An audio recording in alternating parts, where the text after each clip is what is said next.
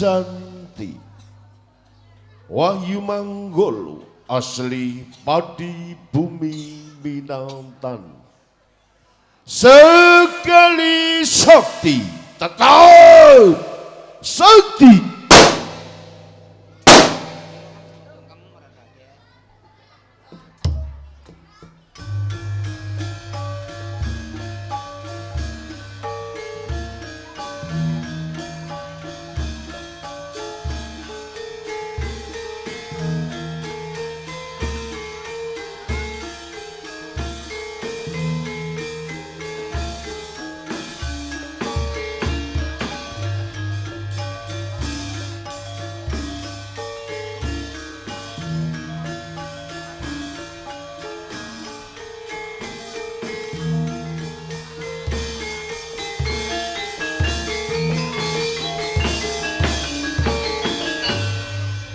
Para sutresna budaya mekaten kala wau gedhing pambuka saha klenekan sonten minangka kangge mahargya sarawuh panjenengan sedaya.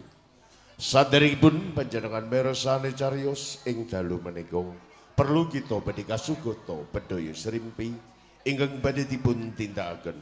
Seniwati ayu saking keluarga ageng Sandiwara Kenoprak Wahyu Manggolo. Wusana sekejap kena dipun lenggah saha amirsan.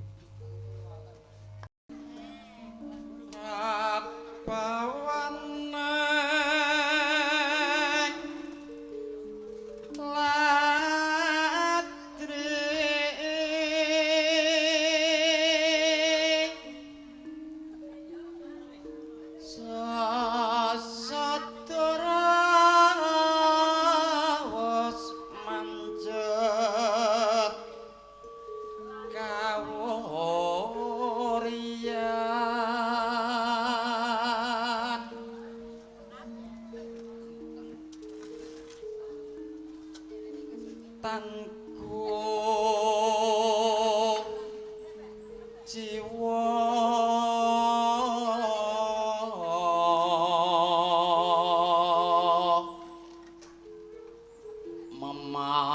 memanisi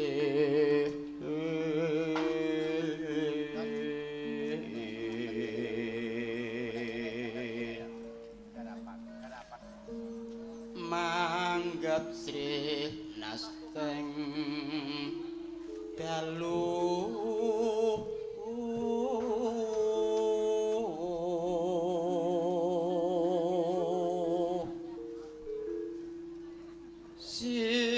siniwaka sangya prodase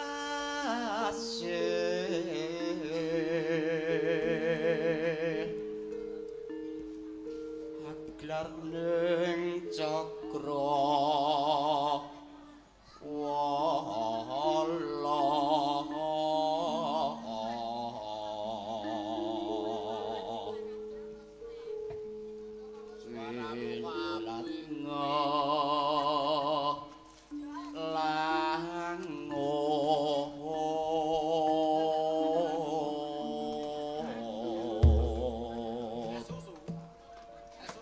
wala prandene paksa kabegahan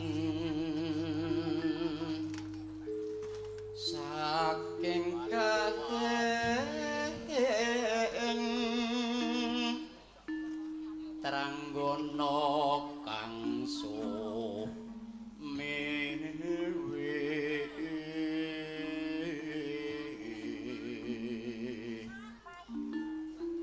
warata tanpa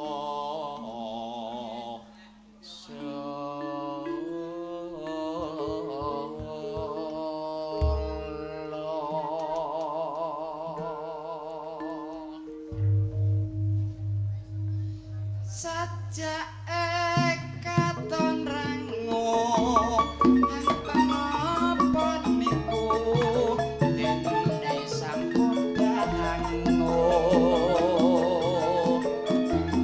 dikok ngakan sakniki njur benten napa pancen sampun bosen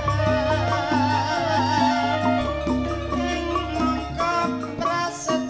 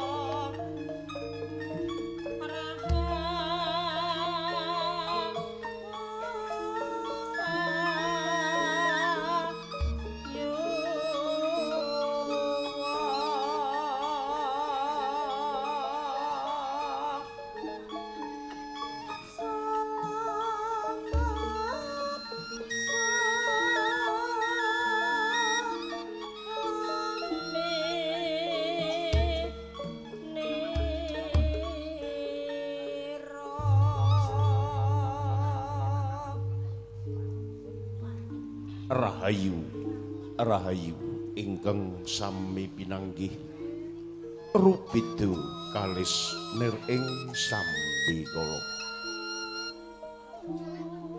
Rinengga sagunging kahormatan ingkang tanpa paming para rawuh kakung Sumawana Putri. Ing mriki saking paguyuban Sandibara Ketoprak Wahyu Manggala ngaturaken sugeng dalu, sugeng rawuh, sugeng pinarak saha sugeng samudayanipun. Ngaturi pirsa dumateng para pamriksa sedaya. Pilih keluarga ageng Sandibara Ketoprak Wahyu Manggala. Dipun pangarsani panjenenganipun Bapak Mogol mijil saking dusun Tanjung Sari, Kecamatan Jakenan, Kabupaten Pati, Bumi Menatani. Alamat kantor sekretariatipun keluarga ageng Sandibara Ketoprak Wahyu Manggala wonten ing Seleku, Jakenan, Pati. Biling dalu menika cunduk kalian pamundhutipun Bapak Panitia saha pasarjukanipun Dewan Dalang keluarga ageng Sandibara Ketoprak Wahyu Manggala badhe ngaturaken cariyos utawi lampahan Sentanu Popo utawi Pangeran Munding Kesuma Kratu. Saderengipun panjenengan mirsani cariyos ing dalu menika perlu kita badhe ngaturaken paraga utawi seniman seniwati ingkang badhe ngayahi jejibahan ing dalu menika. Dewan Sutradara kapitayaken Raka Mas Dian Karyono. Pandhapuk utawi dalang kapitayaken sedherek Judek Prakoso.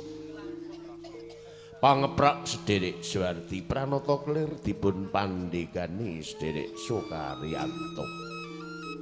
Teknis utawi dekorasi kapitayaken sedherek Sutarto Wondene Pranata Lampu kapitayaken sedherek Tolo Arianto.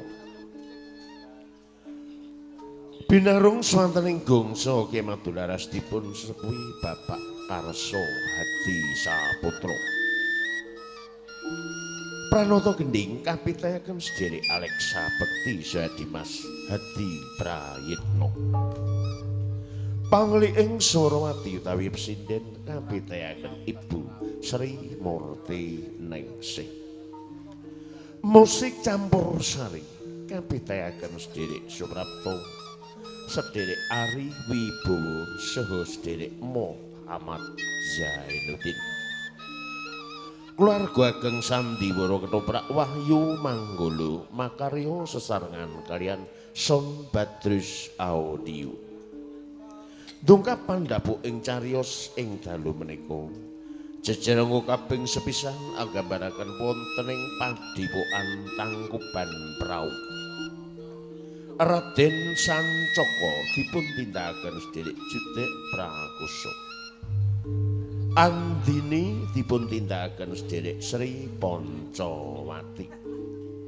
Joko Semeru dipun tindakaken sedherek Beguk Wijayanto. Ewondene Resi Darmajati dipun tindakaken sedherek Mukti Wibowo. Kelir salajengipun wonten ing kraton Pejajaran. Sinuwun Prabu Munding Wangi dipun tindakaken Raka Mas Dian Karyono. Pranan-prananipun cariyos Pangeran Munding Kesuma dipun tindakaken sedherek Adi Nur Cahya. Patih Mertoyuda dipun tindakaken derek Alit Suyata. Ewondene para prajurit karamekaken seniman-seniman bagus saking keluarga ageng Sandibara Ketoprak Wahyu Manggala. Kelir salajengipun wonten ing Taman Sari Pejajaran. Retno Arum dipun tindakaken sedherek Wiwin Winarsih. Ewondene emban kapitayaken si manis Endra Mandarin saha Ela Gedelwati. Para Magarsari karamekaken Seniwati ayu saking keluarga ageng Sandi para Ketoprak Wahyu Manggala. Kelir salajengipun wonten ing Kadipaten Purbalingga. Adipati Candradewa dipun tindakaken Raka Mas Deni Wijaya. Galuhwati dipun tindakaken Sederek Sekar Surastri. Resi Barong Silaksa dipun tindakaken Sederek Darminto. Ewondene para prajurit Purbalingga karamekaken seniman-seniman saking keluarga ageng Sandi para Ketoprak Wahyu Manggala. Kelir candhakipun wonten ing Desa Karangjati. Jobondo dipun tindakaken Derek Ambeh Wahono. Bojo dipun tindakaken Derek Anis Sugiyanti. Dungkap panglipring penggalih utawi dagelan Bapak Mogol, Bapak Sendor, saha Bapak Gendon. Para sutresna budaya mekaten kala rancaging cariyos ing dalu menika monggo samirsani ngantos dumugi titik purnanipun cariyos lan monggo asesanti Jaya Jaya Wijayanti sepisan merdeka selami-laminipun.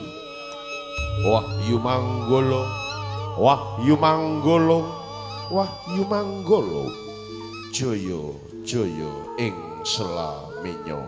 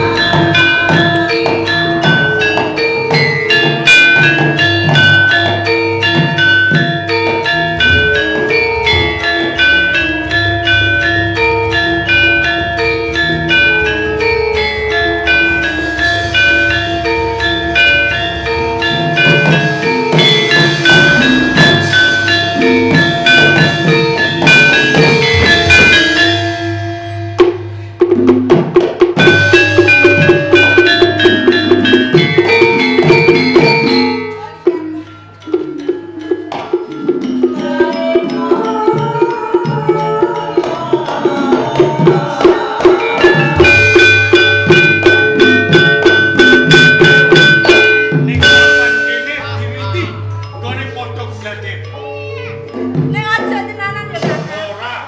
Apa, Kakang?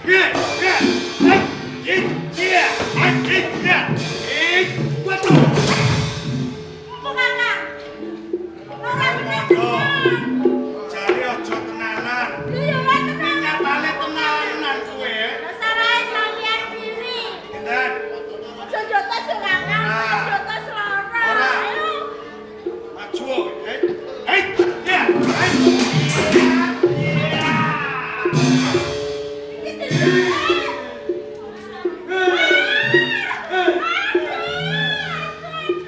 Ora. Nggo eman. Ora sido. Sapa to sing mentolo karo katresnane? Yo. Bali meneh. Wong suwe bener, Kakang. Aku. Ya. Ya.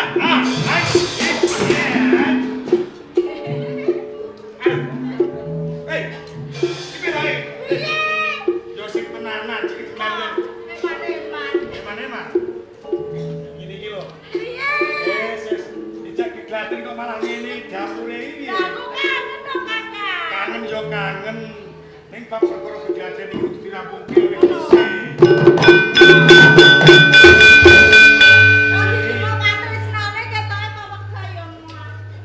Iya. Ora gelem tenan. Ora gelem tenan. Yen ngono aku ngerti. Nggonmu tresno karo aku iki ora tandes lairan batin. Lairmu mung lamis. Yen pancen ora gelem ya aku ora apa-apa. Oh, jare kowe wis ora gelem. Lah sampean yo ngono didemok wae kok, Mo. Aku iki nek didemoki rada merangsang kadane. Ngene, Andini. Rikala semono kowe lan aku wis dilunturi Aji Jaya Kawijayan sing jenenge Aji Pamungkas Panglebur Jiwa. Kakak. Apa sekirane kowe bisa ngecakake? Kae yo yen menawa wis bisa, Kakak. Apa sampean pengen mangerteni, Kakak? Ini yen pancen sliramu iki isih mandheg mangu durung mantep sak utuhe ing papan kene bakal tak weni contoh. Oh, ngono ya wis sing muni aku tanya nang mriki. Coba sawangen. Wit sing gedhe kae bakal tak tamani Aji Pamungkas Panglebur Jiwa. Ya wis sing hati-hati lho, Kakak.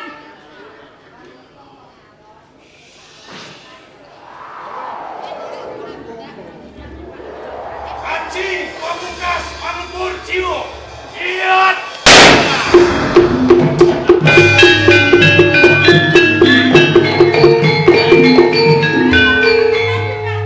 Wit sing gedene semono bareng tak tamani Aji Jaya Kawijayan lebur tanpa dadi. Kok upama Aji kuwi mau ketaman anggane menungso. Jujur menungso kuwi mau dadi apa? Mesti jengkelan dadi batak. Wis sing muni aku pengen dilaji jare karo sampeyan, Kakak. Nanging lingku karo kowe. Apa, Kakak? Sakjroné kowe ngecakake Aji Pamungkas Panglebur Jiwa kudu ning lan neng. Sing, Kakak. Aja nganti kowe kengguh marang samu barang apa wae. Ya wis sing aku tak coba luwih bisi ya, Kakak. Ya, coba. Ini kae yo. Iya. Muga-muga iso ya, Kakak. Coba.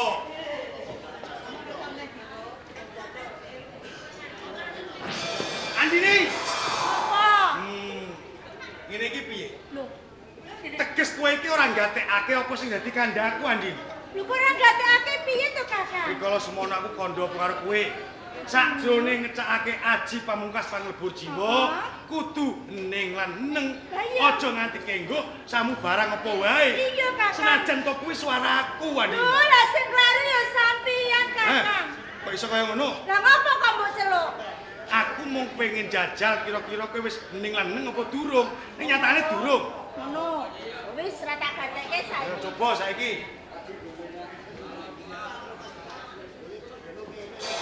Andini.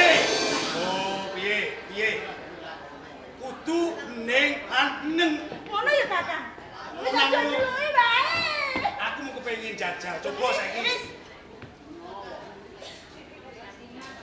Ya, tak cipang lebur semuanya.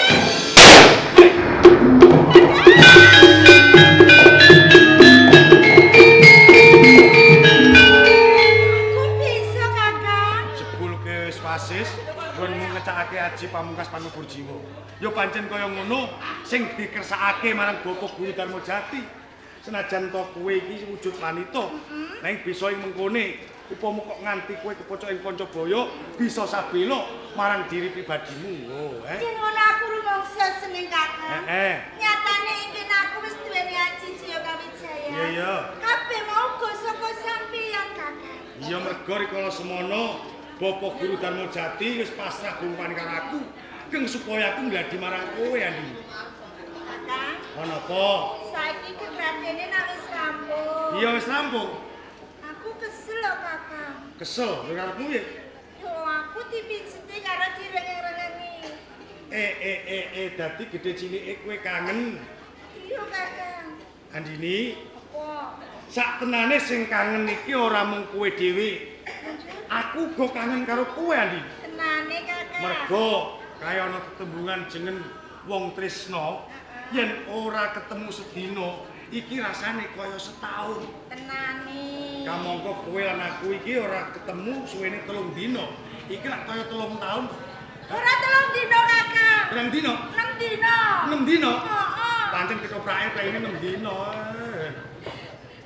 Mula aku ditambani yo Kakang. Ditambani. Heeh. Andini ora ketang kepiye wae jeneng aku ikat tresnanmu. Yo, yen pancen kowe kepengin tak tambani rasa kangenmu ing papan kene aku bakal sampe. Aku bakal nuruti apa sing dadi karep. Tenang. Yo, senajan to kowe ora ucap sing kaya ngono, aku ngerti. Aku ngerti apa karepanmu. Wis Kakang aku ngono. Sampeyan wis ngerti apa sing dadi karepe Aku ngerti karepmu. Mergo ora ketang piye wae rasamu lan rasaku. Iki wis manunggal dadi sawiji ya. Wong menawa panjenengan Kakang. Nyatane yen to iku sampeyan rasane ngono. Aku bakal ngrasakno. Ya apa tenan. Nah, ora ngepusi. Yen ngono aku wis bisa nuntut karo sing mamukon, yen tonggo tresna anak. Iki terus lair lan batin. Ora mungkin kowe ucapan. Tapi jenenge wong wis sampe kudu lair batin.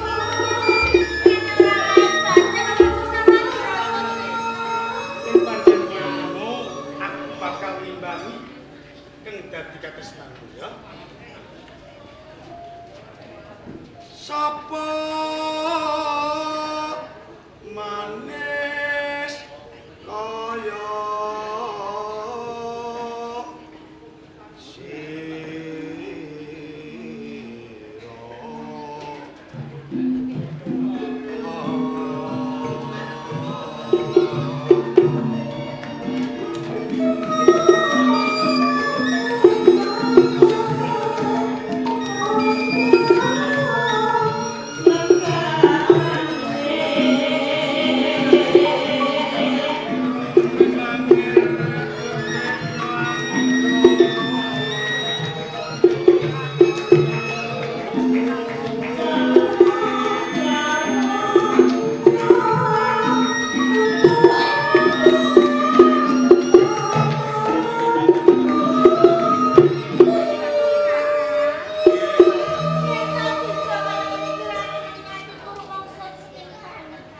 wong so seneng, sing seneng ora kowe dhewe.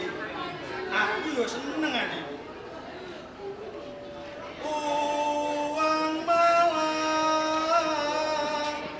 yang kau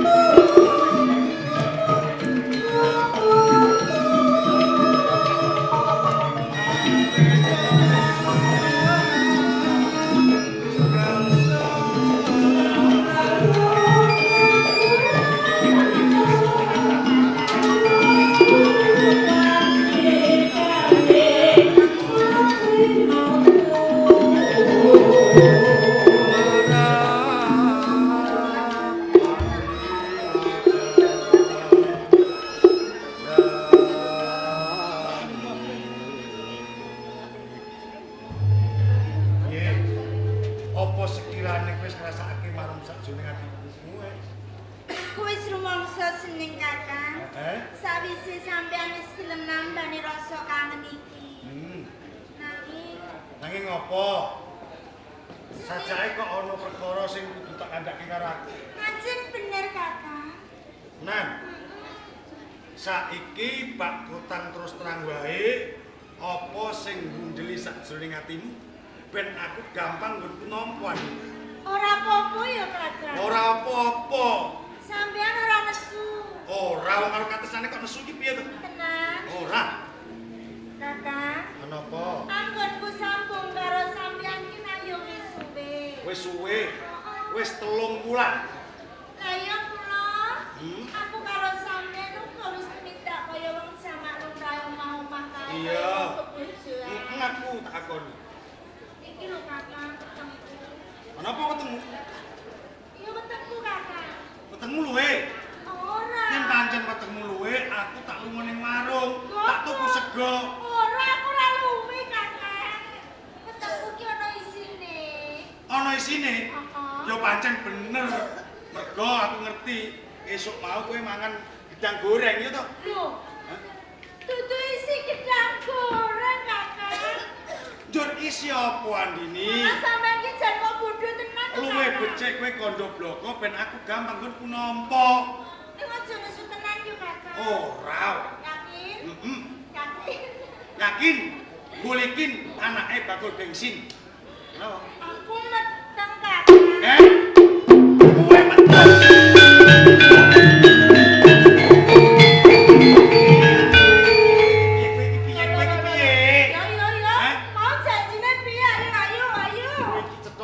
Bodoh iki ya. Lho kok sing bodho piye? Rikala semono kowe karo aku wis ngenani prajanjen. Apa? Kowe karo aku iki padha nandur tresno, nanging janjine aja meteng-metengan. Lho kok malah meteng iki piye kowe iki? Lho, sing kleru ya ora aku Kakang. Lho. Yo sing karo sapa? Lho sampeyan. Kok bisa kowe nguput kaki dasare apa? Lho jare dolanan kok dadine meteng. Lho. Yo sakrane sing luput dudu aku nang kowe. Lho kok aku? Iya wae. Lho kok iso Kakang? Mergo sakwise rasa kepenak, lho rangkulanmu malah saya kenceng kok. Piye? Ayo. Iya ya. Kamangka. Barang saka-saka wae ing antaraning murid ing tangkupan prau iki ora kena sisi-sian. Upama nganti perkara iki kadengangan karo Bapak Guru Darmajati. Njur kepiye awake dhewe? Lah sampeyan dhewe sing marahi jare dolanan dadine yo ngene iki. Ngene. Ben awake dhewe luwal saka perkara. Iya. Bayi sing ana sakjroning wetengmu kuwi digugur wae. Omong iki to. Sampeyan ki lho jenenge ngono ora mesake karo anake sampeyan yo Kakang. Lah tinimbang awake dhewe kena perkara piye? Lah ngopo maune kok dadak ngono ayo? Lah sampe dhewe iki pingin aku terus jare. Salah sampeyan kepengin. Kok iso piye? Aku pokoke mau. Andini. Apa? Iki cilaka lho iki. Wis ben sampeyan kudune. Sanjaka.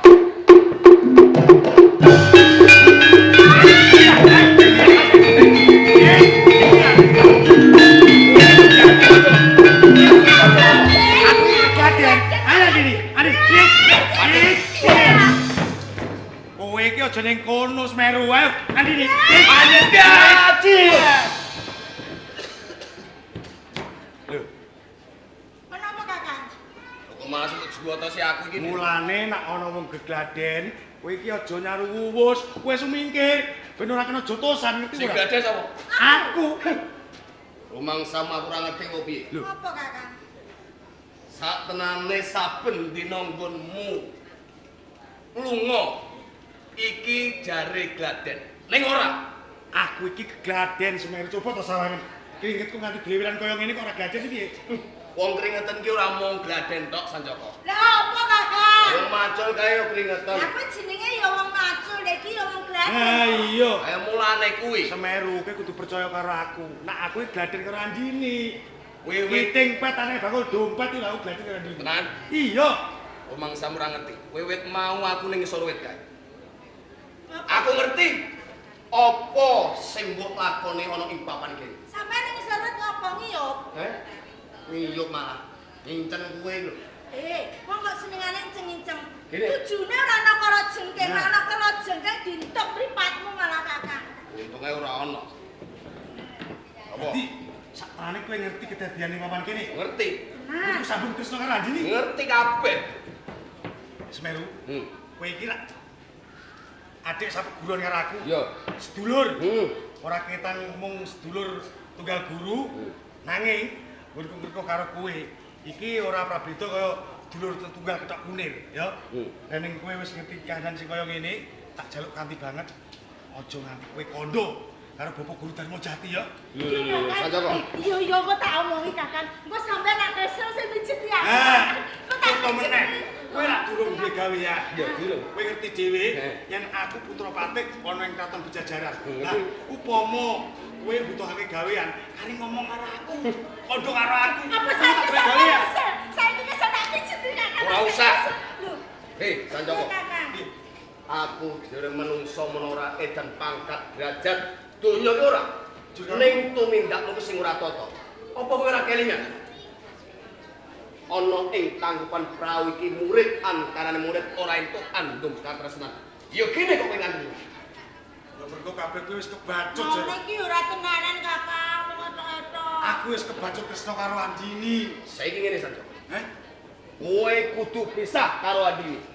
Piye? Pisah karo Andini. Aku kudu pisah karo Andini. Iya. Semir. Mangerti ya, Semir?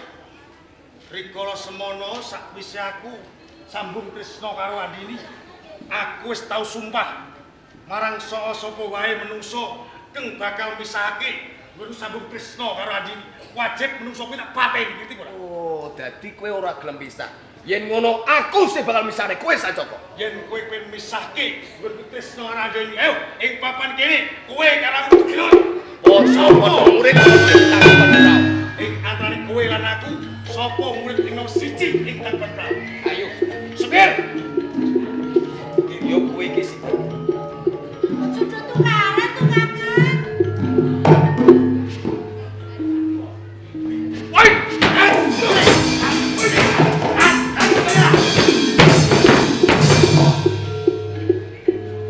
Wete salto. Sampean iso ora Kakang? Oh, saya cepatin. Kudu iso. Kuat ta ora?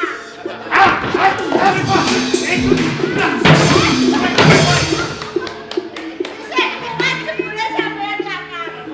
Aku akan rukuk ngono. Oh iya. Semeru Hei, piye Sanjoko?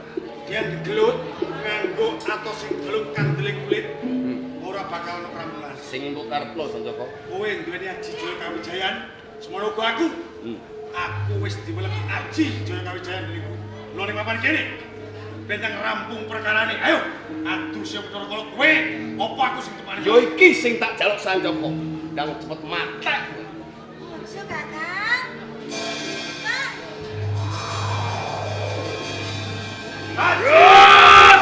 Aku pun Anti kowe Sanjoko.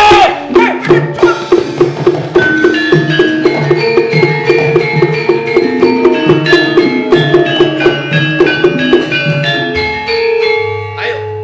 Ana kaya lanang-lanang dhewe. Piye? Sing doyan menungso alam kowe dhewe, aku kowe. Aku padha wae Sanjoko. Ayo. Maju. Ayo. Ayo maju. Ayo maju.